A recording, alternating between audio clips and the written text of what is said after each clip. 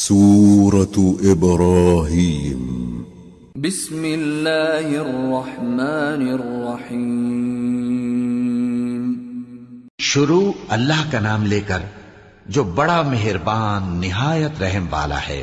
الف لام را، یہ ایک پر نور کتاب ہے.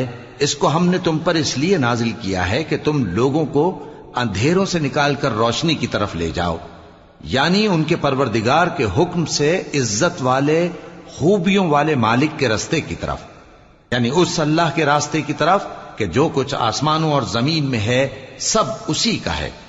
اور ان کافروں کے لیے عذاب شدید کی وجہ سے تباہی اور بربادی مقدر ہے، جو آخرت کے مقابلے میں دنیاوی زندگی کو پسند کرتے اور لوگوں کو اللہ کے راستے سے روکتے اور اس میں کجی چاہتے ہیں.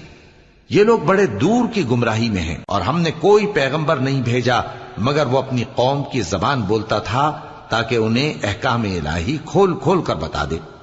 پھر اللہ جسے چاہتا ہے گمراہ رہنے دیتا ہے اور جسے چاہتا ہے ہدایت دیتا ہے، اور وہ غالب ہے، حکمت والا ہے.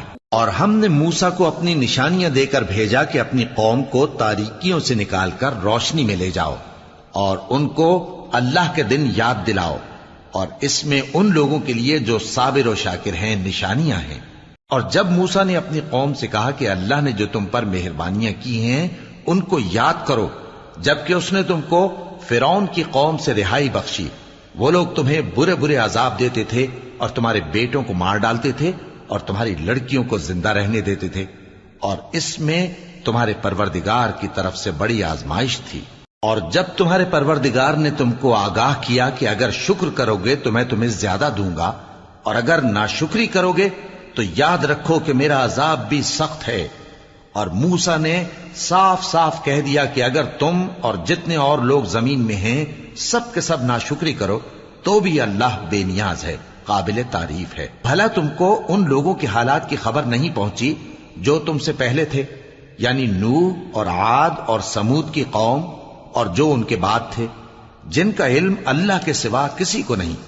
جب ان کے پاس ان کے پیغمبر نشانیاں لے کر آئے تو انہوں نے اپنے ہاتھ ان کے منہوں پر رکھ دیے کہ خاموش رہو، اور کہنے لگے کہ ہم تو تمہاری رسالت کو تسلیم نہیں کرتے، اور جس چیز کی طرف تم ہمیں بلاتے ہو ہم کو اس میں بھاری شک ہے. ان کے پیغمبروں نے کہا کیا تم کو اللہ کے بارے میں شک ہے جو آسمانوں اور زمین کا پیدا کرنے والا ہے؟ وہ تمہیں اس لیے بلاتا ہے کہ تمہارے گناہ بخشے اور ایک مدت مقرر تک تم کو مہلت دے. وہ بولے کہ تم تو ہمارے ہی جیسے آدمی ہو، تمہارا یہ منشا ہے کہ جن چیزوں کو ہمارے بڑے پوجتے رہے ہیں ان کے پوجنے سے تم ہمیں روک دو. تو اچھا کوئی کھلی دلیل لاؤ، یعنی معجزہ دکھاؤ. پیغمبروں نے ان سے کہا کہ ہاں ہم تمہارے ہی جیسے آدمی ہیں، لیکن اللہ اپنے بندوں میں سے جس پر چاہتا ہے نبوت کا احسان کرتا ہے، اور ہمارے اختیار کی بات نہیں کہ ہم اللہ کے حکم کے بغیر تم کو تمہاری فرمائش کے مطابق معجزہ دکھائیں. اور اللہ ہی پر مومنوں کو تو بھروسہ رکھنا چاہیے. اور ہم کیوں اللہ پر بھروسہ نہ رکھیں حالانکہ اس نے ہم کو ہمارے دین کے سیدھے رستے بتائے ہیں، اور جو تکلیفیں تم ہم کو دیتے ہو اس پر ہم صبر کریں گے.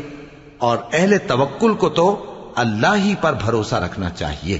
اور جو کافر تھے انہوں نے اپنے پیغمبروں سے کہا کہ یا تو ہم تم کو اپنے ملک سے باہر نکال دیں گے یا تم ہمارے مذہب میں واپس آ جاؤ.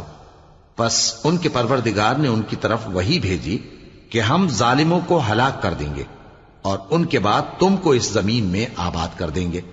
یہ اس شخص کے لیے ہے جو قیامت کے روز میرے سامنے کھڑے ہونے سے ڈرے اور میرے عذاب سے خوف کرے. اور پیغمبروں نے اللہ سے فتح چاہی اور ہر سرکش ضدی نامراد رہ گیا. اس کے پیچھے دوزخ ہے اور اسے پیپ والا پانی پلایا جائے گا. وہ اس کو گھونٹ گھونٹ کر کے پیے گا اور گلے سے نہیں اتار سکے گا، اور ہر طرف سے اسے موت آ رہی ہوگی مگر وہ مرنے میں نہیں آئے گا، اور اس کے بعد سخت عذاب ہوگا. جن لوگوں نے اپنے پروردگار سے کفر کیا ان کے اعمال کی مثال راکھ کی سی ہے کہ آندھی کے دن اس پر زور کی ہوا چلے جو اسے اڑا لے جائے. اسی طرح جو کام وہ کرتے رہے ان پر ان کو کچھ قابو نہ ہوگا. یہی تو پرلے سرے کی گمراہی ہے. کیا تم نے نہیں دیکھا کہ اللہ نے آسمانوں اور زمین کو تدبیر سے پیدا کیا ہے؟ اگر وہ چاہے تو تم کو نابود کر دے اور تمہاری جگہ نئی مخلوق پیدا کر دے، اور یہ اللہ کو کچھ بھی مشکل نہیں۔ اور قیامت کے دن سب لوگ اللہ کے سامنے کھڑے ہوں گے تو غریب پیروکار بڑے بن بیٹھنے والوں سے کہیں گے کہ ہم تو تمہارے پیرو تھے، کیا تم اللہ کا کچھ عذاب ہم پر سے دفع کر سکتے ہو؟ وہ کہیں گے کہ اگر اللہ ہم کو ہدایت کرتا تو ہم تم کو ہدایت کرتے۔ اب ہم گھبراہٹ ظاہر کریں یا صبر کریں ہمارے حق میں برابر ہے، کوئی جگہ رہائی کی ہمارے لیے نہیں ہے۔ اور جب حساب کتاب کا کام فیصل ہو چکے گا تو شیطان کہے گا جو وعدہ اللہ نے تم سے کیا تھا وہ تو سچا تھا، اور جو وعدہ میں نے تم سے کیا تھا وہ جھوٹا تھا، اور میرا تم پر کسی طرح کا زور نہیں تھا۔ ہاں، میں نے تم کو گمراہی اور باطل کی طرف بلایا تو تم نے جلدی سے اور بے دلیل میرا کہنا مان لیا۔ تو آج مجھے ملامت نہ کرو، اپنے آپ ہی کو ملامت کرو۔ نہ میں تمہاری فریاد رسی کر سکتا ہوں اور نہ تم میری فریاد رسی کر سکتے ہو۔ میں اس بات سے انکار کرتا ہوں کہ تم پہلے مجھے شریک بناتے تھے۔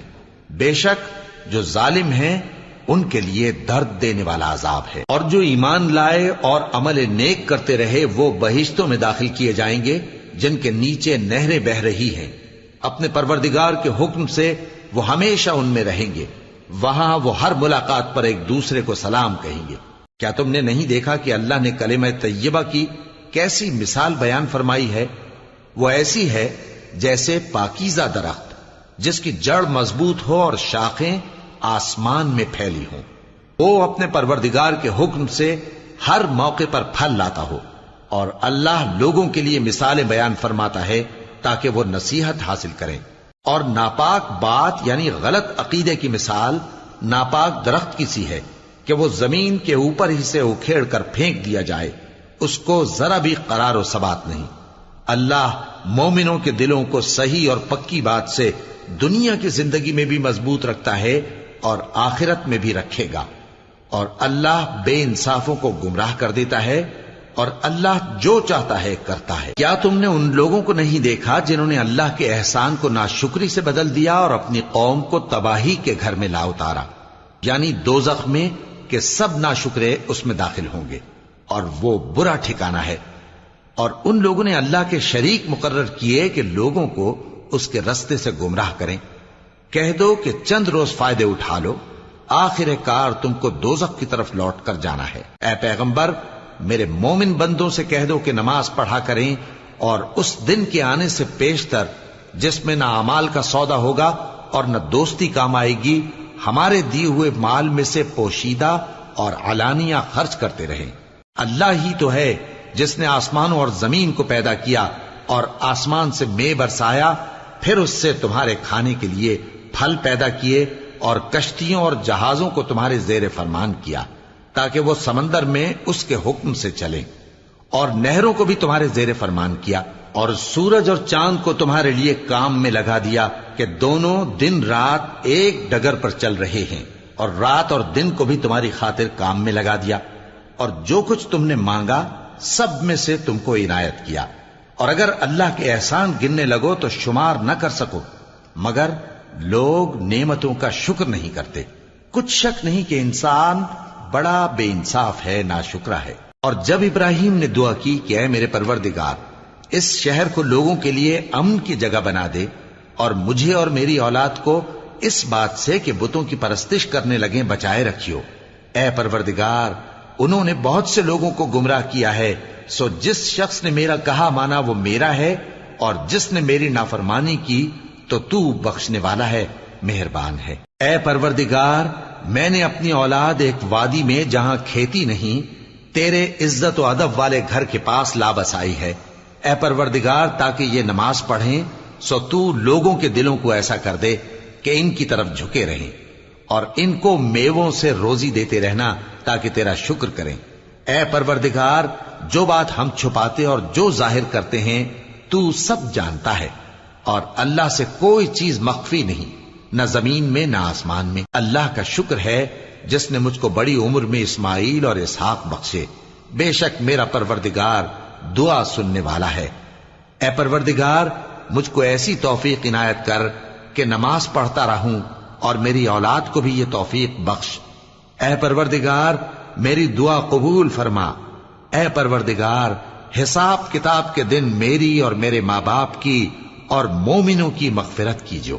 اور مومنوں یہ نہ سمجھنا کہ یہ ظالم جو کام کر رہے ہیں اللہ ان سے بے خبر ہے، وہ ان کو اس دن تک مہلت دے رہا ہے جبکہ دہشت کے سبب آنکھیں پھٹی کی پھٹی رہ جائیں گی اور لوگ سر اٹھائے ہوئے میدان قیامت کی طرف دوڑ رہے ہوں گے، ان کی نگاہیں خود اپنی طرف لوٹ نہ سکیں گی اور ان کے دل مارے خوف کے ہوا ہو رہے ہوں گے۔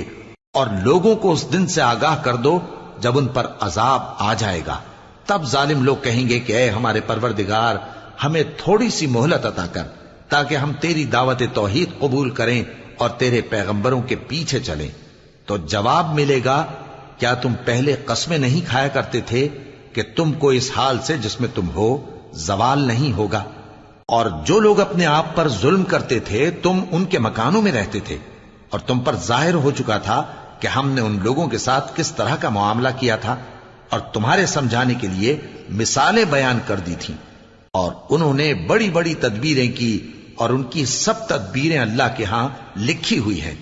گو وہ تدبیریں ایسی غضب کی تھیں کہ ان سے پہاڑ بھی ٹل جائیں، تو ایسا خیال نہ کرنا کہ اللہ نے جو اپنے پیغمبروں سے وعدہ کیا ہے وہ اس کے خلاف کرے گا۔ بے شک اللہ زبردست ہے، بدلہ لینے والا ہے۔ جس دن یہ زمین دوسری ہی زمین بنا دی جائے گی اور آسمان بھی بدل دیے جائیں گے اور سب لوگ اللہ کے سامنے نکل کھڑے ہوں گے جو یکتا ہے بڑا زبردست ہے۔ اور اس دن تم گناہگاروں کو دیکھو گے کہ زنجیروں میں جکڑے ہوئے ہیں، ان کے کرتے تارکول کے ہوں گے اور ان کے چہروں کو آگ لپٹ رہی ہوگی، یہ اس لیے کہ اللہ ہر شخص کو اس کے اعمال کا بدلہ دے۔ بے شک اللہ جلد حساب لینے والا ہے۔ یہ قرآن لوگوں کے نام اللہ کا پیغام ہے تاکہ ان کو اس سے ڈرایا جائے اور تاکہ وہ جان لیں کہ وہی اکیلا معبود ہے اور تاکہ اہل عقل نصیحت حاصل کریں۔